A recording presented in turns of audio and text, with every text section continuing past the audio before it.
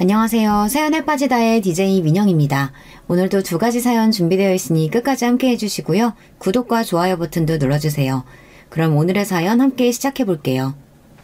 안녕하세요. 저는 50을 목전에 둔 40대 후반의 여자입니다. 물리치료사라는 제 직업을 사랑하고 열심히 센터도 운영하며 살고 있어요. 소명의식이라는 게 있잖아요. 자기 직업에 대한 목적과 의미를 행동으로 실천하고 타인을 돕고자 하는 가치와 목표를 중요한 동기로 삼는 것. 요즘은 돈이 중요하고 남들에게 보여지는 것이 중요한 세상이라지만 여전히 소명의식이란 참 소중하고도 실천하기 어려운 문제입니다. 치료일에 권태감을 느끼거나 진상 환자분으로 이 직업을 때려치고 싶다는 생각이 들 때면 우리 아빠를 떠올리곤 해요. 우리 아빠의 직업은 소방관이셨어요. 그리고 연차가 꽤 쌓여서 현장을 지휘하는 팀장 자리까지 올라가셨었죠. 벌써 20년도 더 된 이야기지만 우리 아빠는 소명의식으로 가득 찬 소방경이셨습니다. 늘 솔선수범해서 어려운 화재 현장에서 앞장서서 지휘를 하다 보니 소방서 삼촌들에게 신뢰를 받는 분이셨대요. 소방관의 표상처럼 희생정신이 강한 분이셔서 많은 존경을 받는 분이 바로 우리 아빠셨어요. 아빠는 또 우리 엄마랑 저를 유별나게 사랑하는 분이셨습니다. 전 언니다 동생 없이 외동으로 자라났지만 자상한 엄마와 든든한 아빠와 친구처럼 지내며 외로운 줄 몰랐어요. 엄마는 저를 낳고 나서 2번이나 유산을 해서 그 뒤로는 임신하지 않으셨대요. 제게 동생을 만들어주고 싶었는데 그게 안 돼서 미안하다고 말씀하셨지만 전 정말 좋은 부모님이 계셨기에 아무렇지 않았습니다. 그러나 제가 고등학교 3학년으로 대학 입학시험을 한 달 앞둔 어느 가을이었어요. 우리 아빠는 화재 현장에서 순직하셨습니다. 하늘이 무너지는 소식을 듣고 엄마와 저는 소방서에서 알려준 병원에 찾아갔지만 아빠는 이미 이 세상분이 아니셨어요. 방화복까지 뚫고 다 타버린 커다란 검댕이의 모습으로 계셨기 때문에 정말 우리 아빠인지 분간할 수조차 없었어요. 말도 안 돼. 아빠와 친했던 소방관 삼촌 혁재 아저씨가 엄마와 저에게 어떤 사고가 일어난 건지 이야기를 해주었어요. 평소와 같이 화재 신고를 접수받고 출동한 삼촌들은 아빠의 지휘에 따라 각자의 위치에서 화재를 진압하기 위해 각자의 역할을 충실하게 하고 있었다고 해요. 아주 오래된 회사 빌딩이었는데 여기저기 구조의 소리를 듣고 한 분 한 분 인명을 구조해 나갔습니다. 거센 불길은 좀처럼 잦아들지 않았고 화재는 점점 절정으로 치달아 건물이 일부 무너지는 현상이 생겨 이제 화재 현장에 진입이 어려운 상황이 되었습니다. 그때 우리 아빠는 아무래도 저기 사람 쉬는 소리가 들리는 것 같아. 저기만 갔다가 금방 나올게. 위험해서 만류하는 삼촌들을 뿌리치고 우리 아빠는 용감하게 다시 불길 속으로 사라지셨습니다. 걱정하면서 기다리는 사람들 앞에서 저기 겨우겨우 나오는 한 사람이 있었대요. 하지만 그 사람은 우리 아빠가 아니었습니다. 아빠가 쉬는 소리를 듣고 구조해낸 한 아저씨였어요. 이분은 아빠가 주신 수건으로 입을 막고 비틀거리며 겨우 화재 현장에서 나왔습니다. 괜찮으십니까? 혹시 우리 강준회 소방경님 못 보셨습니까? 저 구해주신 한 소방관님이 계셨어요. 하지만 건물 천장이 무너지는 바람에 그만 그분은 나오지 못했습니다. 우리 아빠는 그렇게 또 한 사람을 구해내고 정작 본인은 우리 가족의 품으로 돌아오지 못했습니다. 엄마는 이 큰 슬픔을 겨우 버텨내며 아빠의 장례식을 준비하셨습니다. 가족이라고는 이제 엄마와 저 둘뿐이고 처음 보는 장례식 장소가 생경하기만 했어요. 우리 모녀는 아빠를 잃은 슬픔만으로도 버티기 힘들었어요. 그렇지만 아빠는 친척분들과 거의 교류가 없이 사셨기 때문에 이런 일을 함께 해줄 가족이 없었어요. 첫날에는 소방관 삼촌 몇 분이 자기 일처럼 장례식을 도와주셨어요. 그리고 두 번째 날 썰렁한 장례식장에 처음 보는 아저씨가 다친 모습으로 들어와 아빠 영정사진을 한참이나 보고 우셨습니다. 그리고 우리 엄마에게 아주 정중하고 깊숙하게 인사를 하며 자신을 소개하셨습니다. 처음 뵙겠습니다. 저는 강준의 소방경님이 구해주신 마지막 사람이었습니다. 강소방경 덕분에 전 이렇게 목숨을 부지하게 되었어요. 너무 감사한 반면 가족분들께는 송구스럽게 그지없습니다. 이렇게 그 아저씨는 우셨고 저랑 엄마도 눈물이 터져버렸습니다. 아빠가 소방관이어서 전 너무 자랑스럽고 좋았지만 50살밖에 안 된 우리 아빠를 데려간 그 직업이 이제 미워졌습니다.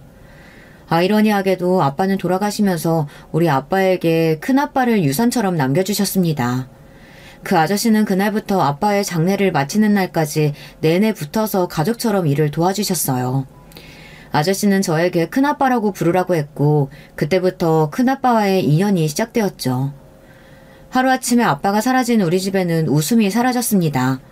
게다가 당장 가장이 없으니 50도 안 된 젊은 나이에 사별한 우리 엄마는 당장 마트 일자리를 알아보려고 하셨어요.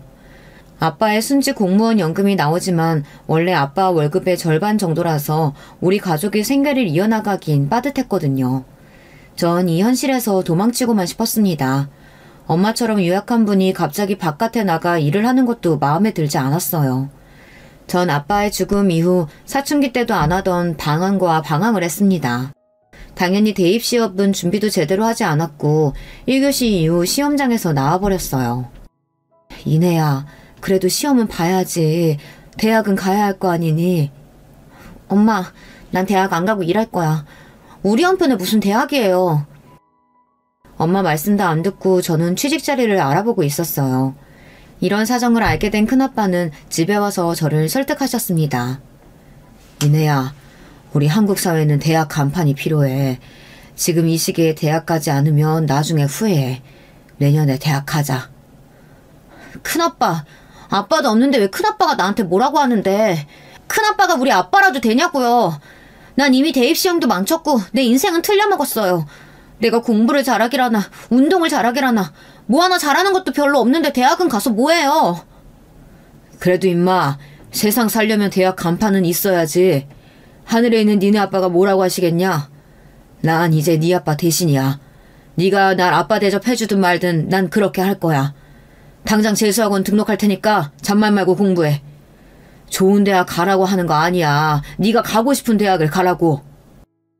이렇게 큰아빠의 강압에 가까운 권유로 전 재수학원을 억지로 다니기 시작했습니다. 전 당시 세상에 대한 불만으로 가득 찼습니다. 우리 아빠만큼 정의롭고 착한 사람은 없어요. 그치만 그런 분이 하루아침에 잿더미 속에 돌아가시고 세상의 대우는 그에 걸맞지 않았으니까요. 세상 사람들은 소방관 하나쯤 화재 현장에서 죽은 줄은 모르고 자기들의 인생을 살아가잖아요. 전 그게 너무 싫었어요. 딸인 저 하나쯤은 우리 아빠가 없는 세상이 이치에 맞지 않다라고 소리치고 주먹을 날리고 싶었으니까요. 재수학원은 첫날부터 결석을 했습니다. 제 담당 선생님이 큰아빠에게 연락을 했는지 큰아빠는 저를 찾아내서 억지로 학원 앞에 떨구셨어요. 그냥 학원에 앉아만 있어. 공부하든 엎어져 자든 네 맘대로 하되 넌 아침부터 저녁까지 이 학원에서 한 발짝도 못 나간다. 내가 지키고 서 있을 거야. 큰아빠는 경찰 공무원으로 바쁘신 분이셨지만 정말 그 말씀대로 학원 앞에서 저를 감시하셨어요. 제가 아침에 들어가는 것을 보시고 학원 끝날 시간쯤 절 데리러 오셨죠. 정말 급한 일이 있으실 때는 우리 엄마에게 꼭 학원 앞에 가서 절 지키고 서 있어야 한다고 신신당부를 하셨대요. 이내야, 큰아빠는 참 대단하신 분이야. 엄마도 너 대학 가는 거 어쩌질 못했는데 너희 아빠처럼 널 챙기시는구나. 웬만하면 너도 큰아빠 말씀대로 네가 원하는 대학에 가. 극석인 우리 큰아빠 덕에 제 반항도 잠시였어요. 저는 금세 정신을 차리고 대입시험을 준비했습니다. 원래 제가 머리가 나빠서 공부를 잘하지는 못했지만 매일 암기할 것은 달달 외우며 제가 할 수 있는 한 열심히 공부했습니다. 그리고 대입시험 준비를 하며 전 어떤 대학과 과에 가야 할지 고민을 했습니다. 그러다 문득 아빠와의 추억이 떠올랐고 제가 잘하는 일이 있다는 것을 알게 되었는데요. 아빠가 퇴근하시면 늘 목이랑 허리가 아프다고 하셔서 제가 안마를 해드렸어요. 아이고, 너는 소나기 힘이 장난이 아니구나. 빈말이 아니라 은혜한테 안마 받는 거 병원 가는 것보다 훨씬 나아. 이렇게 말씀하시곤 했어요. 저는 추운 겨울 대입시험을 보았고 물리치료과의 유명한 대학교에 입학 지원을 했습니다. 그리고 합격자 발표날이 되었어요. 큰아빠, 저 합격했어요. 전문대학 물리치료과인데 여기 졸업하고 자격증 따면 물리치료사도 될 수 있대요. 저 이제 사자 안마사 아니고 진짜 치료사 될 거예요. 기특한 녀석. 잘했다. 네가 안마를 좀 잘하냐? 그 기술 살려서 물리치료 사라. 진짜 근사한데? 이 큰아빠 다친데도 앞으로 네가 전담으로 치료해줘야 한다? 당연하죠. 큰아빠뿐이에요? 큰아빠네 식구들이며 친구들 모두 다 저한테 오시면 공짜로 물리치료 해드릴게요. 그런데 큰아빠 죄송해요. 제가 공부 잘했으면 일반 4년대 대학 가는 건데 그렇게 학원비도 내주시고 응원해주셨는데. 큰아빠네 자식 둘은 둘 다 명문대생이었거든요. 큰오빠는 고려대 법학과, 작은 언니는 서강대 경영학과에 다니고 있는데 그에 비하면 제 대학은 급이 낮았으니까요. 요요, 어린 것이 이상한 생각을 다 하네. 봐라, 니네 언니 오빠들은 명문대학 다니면 뭐하냐? 이 큰아빠는 효도 받는 거 없어. 매년 내는 등록금만 비쌀 뿐이야. 근데 우리 이내는 대학 졸업하면 나 무료로 물리치료 해준다면서? 이건 거의 을사조카 둔 거랑 같지. 재수씨, 그리고 이건 이내 학비에 보태주세요. 큰아빠는 두툼한 흰 봉투를 엄마에게 쓱 내밀었습니다. 시아주버님, 그 마음 왜 모르겠어요. 하지만 제 딸 등록금은 제가 마련할 수 있어요. 그의 순직한 보상금으로 대학 등록금 정도는 낼 수 있어요. 유족연금이 전보다 반절이라지만 우리 딸이랑 둘이 아껴 살면 사라지고요. 괜찮습니다. 이렇게 엄마는 큰아빠가 내미신 봉투를 한사코 거절하셨어요. 큰아빠는 봉투를 그대로 우리 집에 놓고 나오셨습니다. 그리고 안에 들은 돈을 보고 엄마와 저는 정말 놀랐어요. 현금으로 2천만 원이 들어있는 겁니다. 지금보다 30년은 더 된 때에 2천만 원이면 우리가 살고 있는 빌라의 전세금보다 좀 작은 액수이니 놀랄 수밖에요. 엄마는 봉투를 품에 껴안고 우셨습니다. 당신이 그래도 살면서 좋은 일 많이 해서 이런 은인을 우리에게 남겨줬네요. 시아주버님이 우리 혜인이 아빠처럼 우릴 보살펴주고 있으니 걱정 말고 편히 거기서 쉬세요. 큰아빠의 도움으로 등록금 걱정 없이 전문대학에서 열심히 공부하고 졸업할 수 있었습니다. 그리고 국가 자격증으로 물리치료사를 취득한 뒤 전 바로 사회생활을 시작하게 되었죠. 25살 때부터 저는 정형외과 병원에서 물리치료사로 일을 하고 있었어요. 제가 월급을 벌 수 있게 되니 엄마가 하시는 파추엘 부위를 그만두셨으면 하는 마음으로 엄마에게 제 월급을 모두 드렸습니다. 하지만 엄마는 제 월급을 고스란히 고이율의 적금에 모두 넣으셨어요. 이 적금은 제가 결혼할 때 시집 자금으로 절대 건들지 않겠다고 하셨어요. 저는 좀 더 깨끗한 신축 빌라 전세로 집을 옮겼으면 했지만 엄마는 절대 안 된다고 하셨어요. 나 결혼 안 할 거야. 엄마랑 둘이서만 살 거란 말이야. 엄마도 나이가 50이 훌쩍 넘으셨잖아요. 맨날 손목이랑 허리 아프시다고 하면서 이제 파출부일 그만하세요. 아빠 공무원 연금이랑 제 월급 합치면 우리 집 이사가고 더 편하게 살 수 있잖아요. 하지만 제 이야기에 엄마는 단호하게 고개를 저으셨어요. 네가 결혼을 왜 안 하니? 그런 말 하면 엄마 너무 속상해. 너 제대로 시집 보내놓고 죽어야 나중에 네 아빠 만나도 내가 당당하지. 좋아하는 남자도 없었고 엄마 혼자 두고 시집갈 마음이 그때는 하나도 없었죠. 그때는 말이에요. 26살이던 때 한 남자를 만나고서부터 전 결혼을 꿈꾸게 되었답니다. 그날은 무더운 7월 중순의 어느 날이었죠. 저는 평상시대로 병원에서 근무하고 있었는데 의사의 치료 요청서 하나가 와서 환자를 기다리고 있었어요. 이름이 외자라 특이해서일까요? 이상하게도 진단서 안에 환자 이름과 나이가 눈길이 가서 들여다보고 있었어요. 환자 최준님 오셨나요? 그때 어깨를 감싸면서 저요하고 치료실 안으로 들어온 사람은 31살의 건장한 남자였습니다. 적당한 키에 탄탄한 체구, 그리고 크고 명료한 말투가 우리 아버지를 생각나게 하는 사람이었어요. 최준 환자는 교통사고로 목 경추와 어깨 손상을 당해 장기적인 치료가 필요한 분이었어요. 고통이 심하고 환자 상태가 안 좋아 보이더라고요. 의사의 처방에 따라 온열 마사지 기계를 연결해주며 이야기를 했습니다. 이 기계는 다치신 부위의 통증을 완화하고 회복시키는 기능이 있습니다. 치료 끝나면 제가 다시 들어올게요.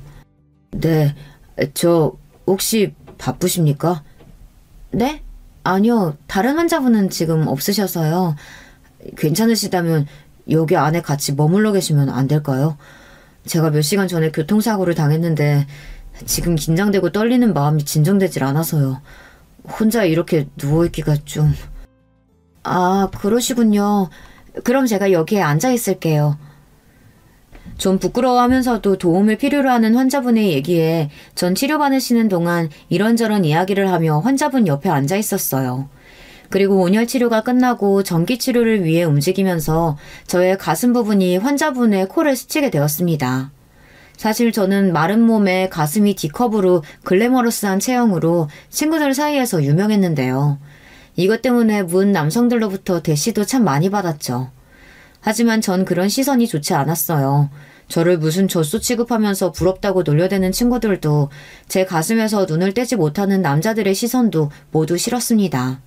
그저 창피하기만 해서 브래지어를 타이트하게 하고 그 위에 압박붕대를 두르고 옷을 입고 지냈었는데 그때는 여름이라서 압박붕대를 못했어요. 환자분은 그 뒤로 얼굴을 붉히더니 저를 잘 쳐다보지도 못하고 있었습니다. 저도 괜히 부끄러워져서 얼른 치료가 끝마치기를 기다렸어요. 그날부터 약 2달 동안 최준 환자는 저에게 치료를 받았습니다. 심지어 저 말고 다른 한 물리치료사님이 계셨지만 기다렸다가 꼭 저에게 치료를 받았어요. 그리고 어느 날은 초콜릿, 어느 날은 커피, 어느 날은 핸드크림 이런 식으로 저에게 맛있는 음식이나 작은 선물을 들고 왔어요. 저와 같이 일하던 8살 많은 물리치료사 언니는 저 봐라. 최준 환자 또 선물 주고 꼭 너한테만 치료받겠다지? 이게 무슨 뜻이겠어. 그 환자가 저에게 흑심이 있다면서 언니는 저를 놀려댔고 전 그게 부끄러웠지만 싫지 않았어요. 저도 점점 최준님이 좋아졌거든요. 그리고 치료를 받으면서 조금씩 최준님은 자기 이야기를 저에게 했어요. 저도 그분에게 제 이야기를 하며 친해졌습니다. 환자분이 완쾌되어 더 이상 병원에 오지 않아도 되었지만 우리는 이제 정식으로 연애를 하며 바깥에서 만남을 이어갔죠. 남자친구는 한양대 기계공학부를 졸업하고 큰 기계설비 회사를 다니는 사람이었어요. 눈에 총기가 가득하고 회사 사장 자리에까지 오르겠다는 야망으로 가득 찬 남자였죠. 실제로 회사 일을 진심으로 열심히 하더라고요. 그런 남자친구에 비해 저는 그저 그런 전문대를 졸업하고 해맑게 물리치료 일을 하고 있는 평범한 아가씨였습니다. 그런 저를 남자친구는 많이 좋아해 주었고 급기야 반지를 주며 제게 청혼을 하였어요. 전 너무 기쁜 나머지 그 자리에서 승낙을 했고 우리는 결혼하기 위해 양가 어른께 인사를 드리기로 했습니다. 하지만 시간이 지나도 남자친구 부모님이 도통 저를 찾지 않아서 어찌된 일인지 물어보았죠.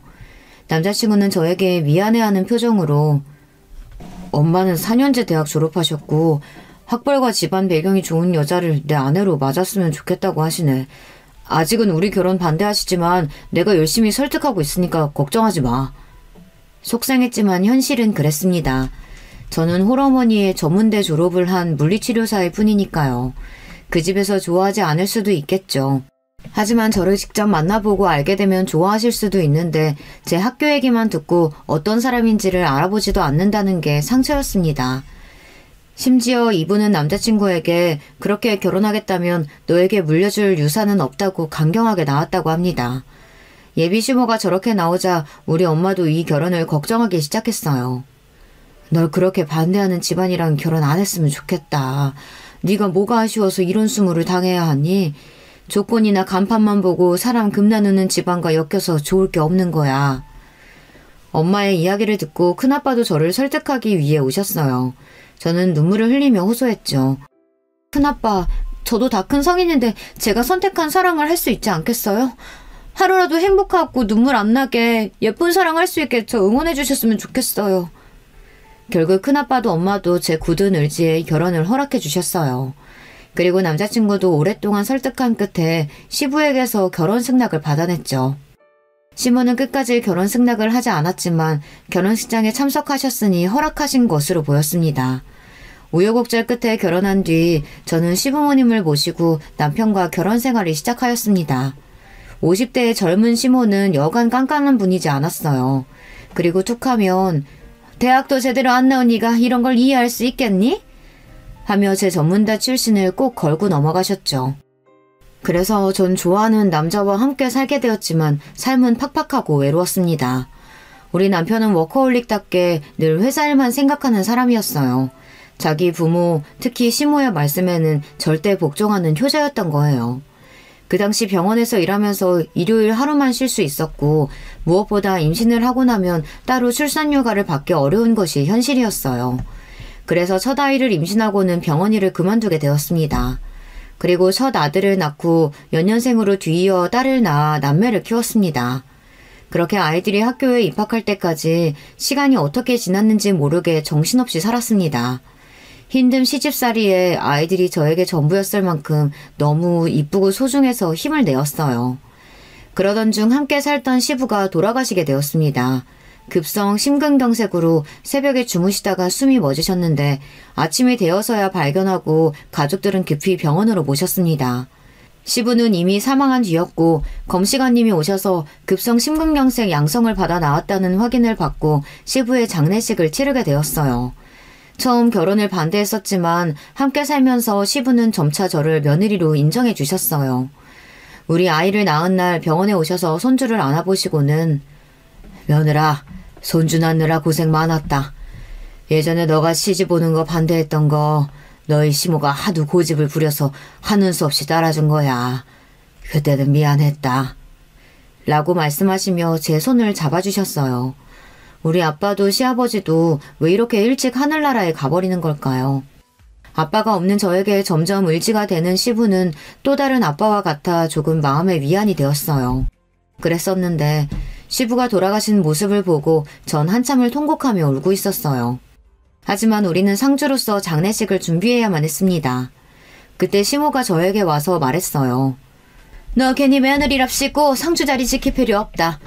너 출신이 좀 그래서 내가 친척들한테 대학 안 나온 건 얘기 못했으니까 그냥 음식이나 나르고 육개장이며 밥이며 떨어지지 않게 그거나 잘 챙겨. 자기 남편이 하루아침에 죽어서 너무 슬픈 나머지 경황이 없어야 할 때 시모는 또 제 대학 이야기를 들먹였습니다. 게다가 저는 음식 도우미 이모처럼 거기서 서빙이나 하라네요. 상주로서 지킬 자리도 제게 내어주지 않았어요. 정말 너무하지 않나요? 이미 식구도 된 저의 대학교가 시모는 그 정도로 부끄러운 걸까요? 시부를 잃은 슬픔은 이제 시모에 대한 원망과 제 신세에 대한 한탄으로 바뀌며 전 더 눈물을 참을 수 없었습니다. 회사 일로 바쁜 남편 말고는 이제 시댁에 시모만 남게 되겠죠. 3일 동안 저는 떳떳하게 상주 자리에 있지도 못하고 약간 뒤편에 서서 시부의 마지막 자리를 지키고 잘 보내드렸습니다. 아이들 육아에 전념하다가 아이들이 학교를 가기 시작하면서 시댁에서 시모와 둘이 지내니 너무 힘들어졌어요. 그래서 함께 일했던 물리치료사 몇 분과 같이 치료 전문센터를 개원하였습니다. 처음에는 파리관 날리다가 우리를 아껴주셨던 단골분들을 시작으로 입소문이 나며 우리 센터에 오는 환자들이 늘어났어요. 저는 제 일을 다시 할 수 있어서 좋았을 뿐 아니라 일주일에 5일만 일하고 버리는 병원보다 배로 늘어나서 참 좋았습니다. 그렇게 물리치료사로 일하면서 애들 키우고 바쁘게 살다 보니 지금에 와 있네요. 남편도 저도 머리가 희끗해지기 시작하는 중년의 나이가 되었죠. 그 세월이 지나면서 혼자 사시던 우리 친정엄마도 뇌출혈로 세상을 떠나시고 또 우리 애들은 고등학생이 되었습니다. 그러던 얼마 전 저는 경사스러운 소식을 접하게 됩니다. 우리 남편이 드디어 사장으로 승진한 거예요. 한 회사의 대표가 된 거죠. 저는 남편의 사장 취임을 축하하기 위해 청담동 수제 양복집에 남편을 데리고 가 몸에 치수를 재고 감색 이태리 고급 원단을 직접 골라 멋진 정장을 맞춰주었어요. 양복집을 나오면서 저는 드레스를 맞추겠다고 같이 가서 골라달라고 했습니다. 수제 양복이라 확실히 질이 좋군. 고마워. 그런데 당신까지 드레스를 맞춘다고? 당사자도 아닌데 당신이 그렇게 차려입을 필요가 있어? 하면서 남편은 회사에 다시 들어가 봐야 한다며 저를 두고 먼저 가버렸어요. 다정하지 못한 남편이 좀 서운했지만 뭐 하루 이틀 저렇게 차가운 남자도 아니니 그러려니 했습니다. 그래서 혼자 인근의 여성 드레스샵에 갔습니다. 사모님, 어떤 좋은 행사에 입으실 드레스 찾고 계실까요? 네, 남편이 이번에 CEO로 승진돼서 사장 취임식이 있답니다. 저는 흐뭇한 미소로 직원에게 이야기했죠. 어머, 정말 축하드려요. 사장님 사모님이시라면 제가 더 신경 써서 고급스러운 드레스 찾아드릴게요. 직원의 추천으로 몇 벌 입어보고 거울을 보니 기분이 너무 좋고 결혼식 때가 떠오르기도 했어요. 우아한 머메이드 라인이 예쁜 이브닝 드레스를 맞추고 백화점에 가서 아이들 입힐 정장을 2벌 샀습니다. 시몬은 이미 남편에게 거금을 타내서 알아서 옷을 맞추겠다고 신이 났었기 때문에 전 그쯤에서 마치고 집에 들어갔죠. 대망의 사장 취임식 날이 밝았습니다. 오후 1시 행사였지만 새벽부터 일어나서 목욕탕 가서 씻고 돌아와서 식구들 아침 먹이고 준비하느라 분주했습니다. 우아하게 올림머리를 미용실에서 하고 집에 돌아오니 시모도 미용실을 가려고 나가려던 참이었죠. 그런데 대뜸 저를 비웃듯이 보며 그러는 겁니다. 지금 너도 사장 취임식 하겠다고 나서는 거냐? 네, 그럼요. 어머님, 제가 남편의 정식 안 했는데 함께 가야죠, 당연히. 남편 수제형복 맞추면서 제 드레스도 빌렸어요. 뭐 드레스? 급도 안 되는 년이 거기가 어디라고 가? 야, 부인이 정식도 있고 첩이 있냐? 넌 본처라 당연히 가도 된다는 거야, 뭐야? 네가 본처면 뭐하냐? 대학도 못 나온 천한 것이 어딜 가겠다는 거야? 내 눈에 흙이 들어가기 전까진 절대 안 돼. 넌 집이나 지키고 있어. 하며 시모가 저에게 쌍욕을 하며 취임식에 못 가게 막았습니다. 아침부터 일어난 소동에 아이들도 나와서 할머니를 말렸습니다. 할머니, 우리 엄마한테 너무하세요. 아빠 취임식인데 우리 엄마가 왜 못 가요? 우리 엄마 싫어하시는 건 알지만 이건 아니잖아요. 맞아요, 할머니. 우리에게 엄마인데 당연히 아빠 옆자리에 계시는 게 맞죠. 듣기 싫어. 이놈의 자식들이 어디 위아래 없이 할머니한테 눈을 치켜뜨고 대들어. 우리 집은 뼈대에 있는 최씨 가문이야. 그런 공식적인 자리에 니들 엄마가 격이 맞길 해야 말이지. 다른 소리 필요 없어. 거기에 시장님도 오시고 온 회사 사람들이 모이는 자리인데 괜히 니네 엄마 출신 얘기 나오면 내 아들 앞길 막는다. 와, 할머니 진짜 말도 안 된다. 우리 엄마가 어때서 회사 사람들이 뭐라고 한다는 거예요? 아빠, 할머니 좀 말려봐요. 이제 억지까지 쓰세요. 저도 내심 도가 지나친 시모를 남편이 말려주기를 기대했습니다. 하지만 제 기대는 와장창 깨졌어요. 너희들은 어디 할머니한테 버릇없이 구는 거야? 당장 방으로 들어가. 어른들이래 너희들이 나서는 법은 없다. 미안하지만 여보, 난 오늘 신중하고 중요한 날이오. 어머님이 저렇게까지 반대하는데 시끄럽게 하지 말고 집에 있는 게 좋겠어. 어차피 이건 형식적인 자리라서 가족들이 죄다 올 필요 없어. 남편은 결국 시모의 말을 따르는 어쩔 수 없는 효자인 거예요. 전 배신감으로 정신이 아득해졌습니다. 당신 진심이에요? 그 자리에는 누구보다 아내인 제가 가야 하는 거예요. 당신이 20년 넘게 그 회사에 매진할 수 있게 뒷바라지한 내가 가야 한다는...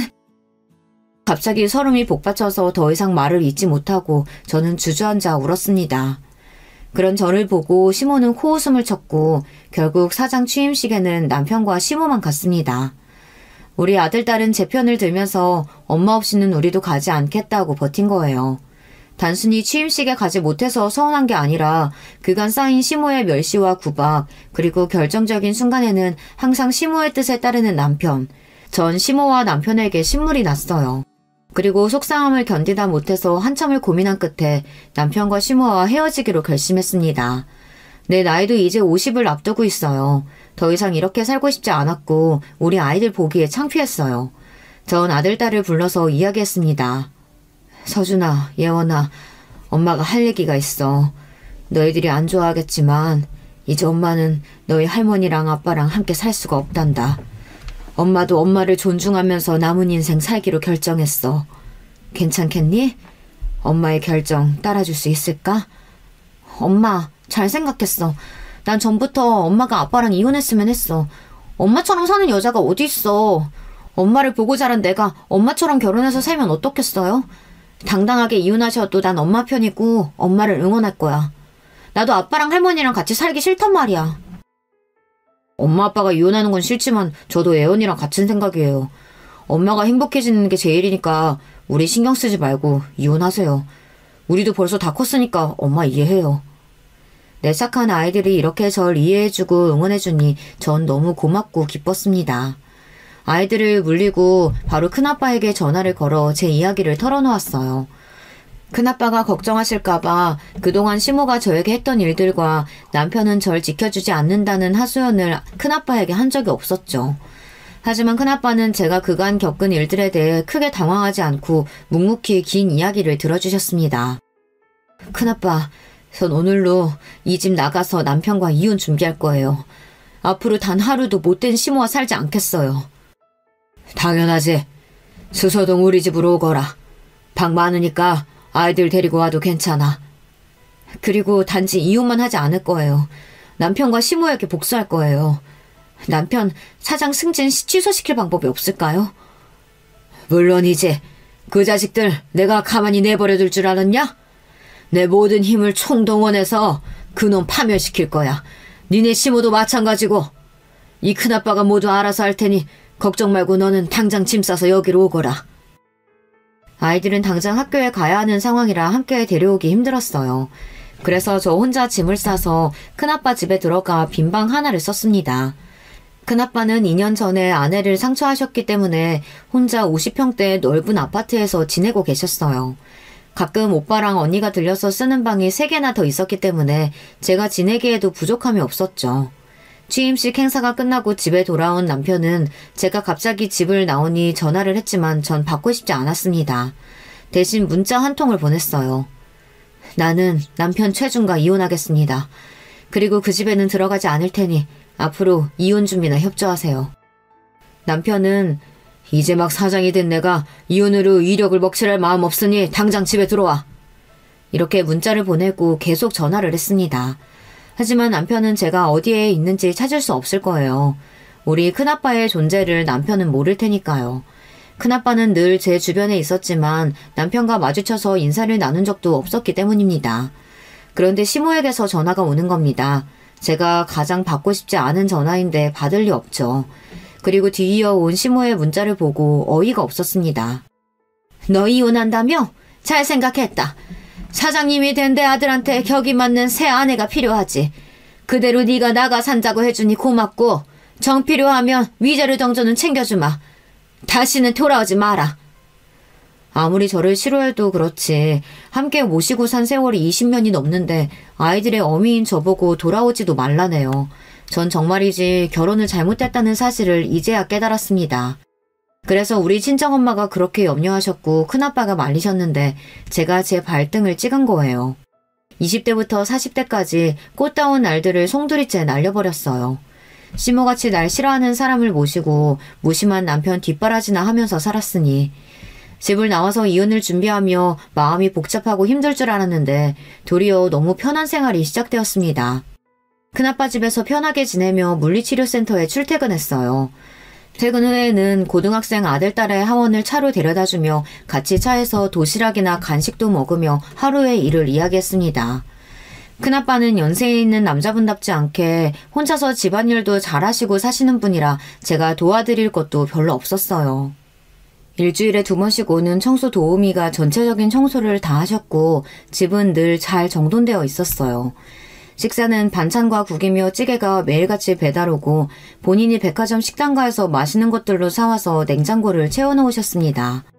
그래서 제가 큰아빠에게 해드릴 집안일이라고는 냉장고에 있는 국이나 반찬으로 아침상만 차려드리면 되었고 빨래도 제 것만 따로 하면 되었어요. 전에는 직장 다니면서도 집안일을 하느라 집에서 쉬는 시간이 거의 없었는데 지금은 정말 여가 생활이라는 걸 보내면서 편하게 지냈습니다. 아이들은 학원 데려다주면서 매일 얼굴 보고 보기 싫은 시모도 남편도 함께 있지 않으니 제 마음이 그렇게 편할 수가 없었죠. 이건 모두 우리 큰아빠 덕분이었습니다. 큰아빠는 적적하게 큰 집에서 혼자 살다가 제가 와주니 사람의 온기가 돌고 대화할 상대가 생겼다며 너무 좋아하셨어요. 하지만 시댁은요. 제가 나오고 나니 늙고 게으른 시모가 집안일을 대신하지도 않았고 남편과 시모는 아주 불편하게 지내고 있다고 들었습니다. 엄마, 우리 교복도 할머니는 제대로 세탁도 안 해주셔. 여자이니까 나보고 청소랑 빨래 해놓으라는 거야. 엄마 없는 이 집에서 진짜 살기 싫어요. 맞아요. 대부분 학교랑 학원에서 밥 사 먹지만 집이 더럽기도 하고 할머니는 교회 친구들 집에 데려와서 밤늦게까지 놀고 진짜 집이 엉망이에요. 그래서 전 아이들 학교 근처로 집을 구해서 데려와야겠다고 생각했습니다. 큰아빠는 예상하셨던지 원래 살던 동네 근처에 아파트 한 채를 전세 계약했다고 알려주셨어요. 큰아빠, 제가 돈은 충분히 있으니까 잔금은 제가 할게요. 정말 감사합니다. 무슨 소리냐? 내 이름으로 계약했으니 내가 낼 거다. 너는 애들이랑 그냥 들어가서 살기만 하거라. 큰아빠 덕분에 전 애들 학교를 도보로 갈 수 있고 살기 좋은 아파트에서 아이들과 편하게 지낼 수 있었습니다. 남편과 시모가 없는 틈에 아이들 집만 트렁크에 들고 나와버리니 남편은 화가 나서 저에게 당장 아이들을 데려오라고 했습니다. 시모는 자기 핏줄인 애들을 너 같은 것이 왜 데려가는 거냐고 난리를 피웠죠. 대입 앞둔 우리 애들이 그 집에서 제대로 케어도 못 받고 있어서 너무 불편했던 거 알고나 있나요? 한창 공부하느라 바쁜 애들 먹을 거며 빨래며 당신들이 해준 게 뭐가 있어요? 아니, 앞으로 할 자신은 있을까 모르겠네. 애들이 그 집에서 살기 힘들다고 나온 거니까 남편이 회사 그만두고 애들 케어해줄 자신 없으면 조용히 입 다무시죠. 그리고 애들도 아빠와 할머니에게 연락을 직접 드렸습니다. 우리가 그 집에서 살기 힘들어서 나온 거예요. 그리고 앞으로 아빠랑 이혼하더라도 우리는 엄마랑 살 거니까 우리 찾지 마세요. 남편이나 시모가 아이들이 자라면서 살갑고 다정하게 잘 대해주었다면 아이들이 이렇게 단호하고 매몰차게 나올까요? 이사를 나오면서도 아이들은 아빠와 할머니에 대한 미련이나 정도 없어 보였습니다. 남편과 시모는 아이들을 졸지에 잃게 되어 마음에 상처를 입은 것 같았지만 자기들도 어쩔 도리가 없었던 거죠. 큰아빠는 저에게 이혼 전문 변호사를 붙여주셨습니다. 그리고 경찰관에서 은퇴하신 지 오래되셨지만 알고 지내던 후배 경찰들을 통해 남편과 시모의 뒷조사를 진행하고 계셨어요. 내가 요즘 무료한 늙은이 생활에 질리던 참이었는데 요즘 그 사람들 건수 잡아서 복수할 계획을 하니 활기를 되찾았다. 내 딸 이내를 그렇게 힘들게 하고 살았다니 그 인간들 아주 뭉개주겠어. 그리고 큰아빠는 저에게 시모에게 숨겨진 비밀 하나를 이야기해 주셨습니다. 그 이야기를 듣고 저는 기함을 하고 말았어요. 알고 보니 시모는 글쎄 첩이었던 거예요. 시부는 시모보다 나이가 훨씬 많았습니다. 두 사람은 불륜 관계로 만나서 본처 몰래 두 집 살림을 차리고 있었던 거예요. 게다가 부인도 아닌 첩이 남편까지 낳게 된 거죠.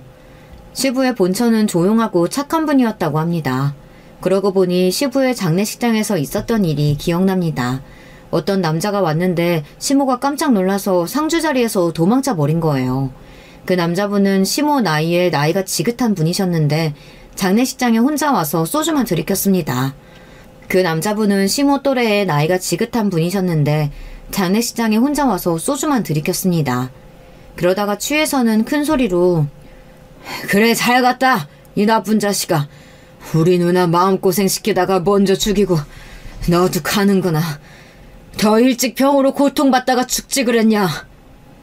이러고 우는 겁니다. 하지만 시모도 남편도 그 누구도 그분에게 인사를 하거나 말리지도 못했어요. 지금 생각해보니 그분이 본처분의 남동생이었던 거죠. 본처였던 분이 돌아가시고 나서 시모는 호적에 자기 이름을 올리고 원래 정실 부인이었던 양 거짓으로 살아온 겁니다. 그래놓고 제가 4년제 대학 못 나오고 홀어머니 밑에서 자랐다는 이유로 저에게 천한 출신이라고 구박을 했다니 정말 내로남불이네요. 아마 자기가 첩이어서 받았던 멸시를 저에게 푼 것이고 진실로는 자기 출신이 천한 것에 대한 반대급부로 저를 더 못살게 굴었던 것 같아요. 그리고 남편도 아주 가증스럽고 못된 인간입니다. 자기 엄마가 첩이었다는 사실을 이날까지 아내인 저에게도 철저하게 숨겼으니 말입니다. 그리고 아마 첩의 소실이었다는 자신이 부끄러워서 더 열심히 성공하고 싶었는지 모르겠습니다. 지금까지 살면서 남편이 엄마의 뜻을 거스른 것은 저와의 결혼 단 한 번뿐이었습니다. 그 외에는 자기 엄마를 불쌍히 여겨서 더 잘해드리려고 하는 효자였으니까요. 시부의 장례식이나 사장 취임식 같은 공식적인 자리에서 본처인 저를 첩인 양 취급하더니 시모와 남편이 더 싫어지고 혐오스럽기까지 했습니다. 내가 최서방, 최준, 그 인간 사장 자리에서 끌어내릴 거다. 그리고 큰아빠는 하나씩 계획했던 일들을 실행하셨습니다. 큰아빠가 조사해보니 남편이 회사 생활하는 동안 납품회사의 접대를 여러 번 받았다고 합니다. 그래서 그 정황과 증거를 모으셨고 증언을 해줄 납품회사 전 직원까지 섭외해놓았다고 했습니다. 남편이 골프 여행이나 식사비 등으로 회사 법인카드를 사용했던 것을 포함하여 회사 공금을 개인적으로 사용했던 일들을 회사 공금 횡령의 죄로 물을 거라고 하셨습니다. 큰아빠는 경찰 출신으로 경찰 쪽에 힘을 행사할 수 있었습니다. 그리고 큰아빠 딸이자 제가 친언니처럼 지내는 서진 언니의 남편은 우리나라 기획재정부 장관정책보좌관으로 고위 공무원 자리에 있습니다. 그래서 그분들을 통해 큰아빠가 알아낸 사실과 증거를 보내 확실하게 남편을 처벌할 수 있었습니다. 남편의 회사에서는 날벼락을 맞고 말았어요.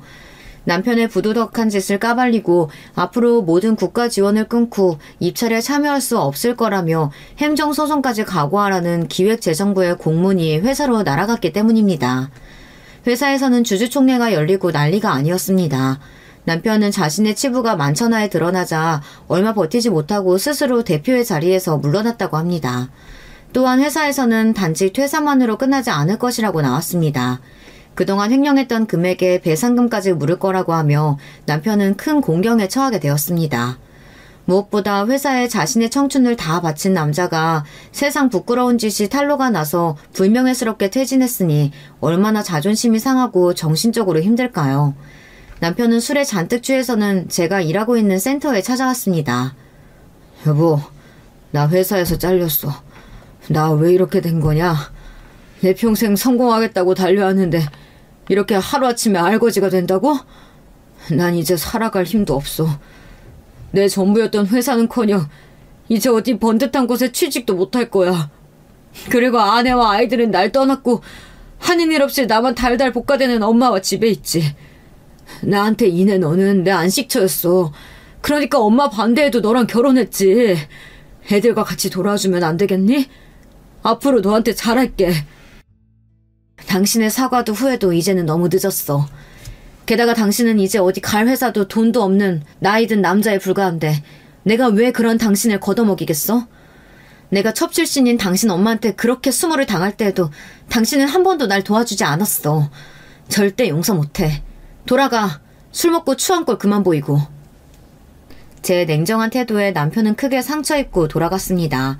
남편에 대한 큰아빠의 복수는 성공이었어요. 이제 진짜 복수해야 할 대상은 아직 남아있다. 너희 시모. 너희 시모가 교회랑 자기 대학 동창 모임을 그렇게 중요시 한다고 했지? 큰아빠는 자신의 계획을 떠올리며 고소하다는 듯이 웃으셨습니다. 시모는 자기가 4년제 대학을 나왔다는 자랑을 사는 내내 저한테 해대셨어요. 그리고 교회에서 권사로 지내면서 교회 사람들과 대학 동창 모임을 잘 챙기던 사람이었습니다. 큰아빠는 어떻게 소문을 퍼뜨린 것인지 시모의 교회와 대학교에 시모의 민낯을 공개했습니다.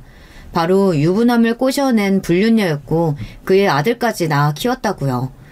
그리고 유부남의 본처에게 뻔뻔하게 굴고 본처가 병으로 죽을 때까지 도리어 본처를 괴롭혔던 사실들. 자기가 첩 출신이었다는 것도 숨기고 며느리를 봐놓고선 도리어 천한 출신이라며 며느리를 내쫓은 일 모두가 알려지게 되었어요. 시모는 너무 부끄러워서 교회와 각종 모임을 끊고 집에 알아누웠다고 합니다. 그리고 우리 집을 어떻게 알아냈는지 찾아와서 분풀이를 하더군요. 너냐?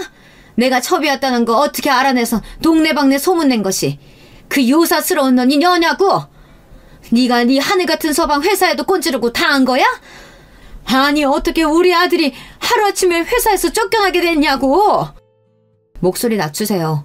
남의 집에서 이게 무슨 횡패예요? 난 이제 당신 며느리 아니고 이 집은 엄연히 우리 큰아빠가 해주신 우리 집이에요. 맞아요. 당신 아들이 저지른 죄 찾아내서 기획재정부에 있는 우리 형부한테 알려준 것도, 그리고 당신이 첩 출신이었다는 거 알아내서 주변에 퍼뜨린 것도 모두 경찰 출신이었던 우리 큰아빠가 날 위해 해주신 복수였어. 가증스러운 인간 같으니 자기는 첩이고 남편은 첩 자식이었던 주제에 나를 업신여겨? 진짜 천한 것들은 당신과 당신 아들이었어. 이렇게 시모에게 해대니 처음으로 속이 아주 후련해졌습니다. 아니, 뭐라고?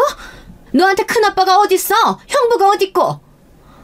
우리 아빠는 자랑스러운 소방관이셨고 우리 아빠 덕에 목숨을 구한 분이 바로 우리 큰아빠세요. 그리고 큰아빠가 나를 뒤에서 지켜주고 계셨는데 당신은 그런 것도 모르고 날 무시하고 마음대로 대했지. 내가 아빠도 없고 엄마도 나중에 돌아가셨다고 힘없는 여자라고 생각해서. 이제 앞으로 남은 인생 당신을 상대해줄 사람도 없으니 굴욕적이고 외롭게 살아보시라고요. 제 얘기에 시모는 발근해서는 집안의 물건들을 던지며 악다구니를 썼습니다. 그렇게 겉으로만 고상 떨던 시모는 자기 본색을 드러내었죠.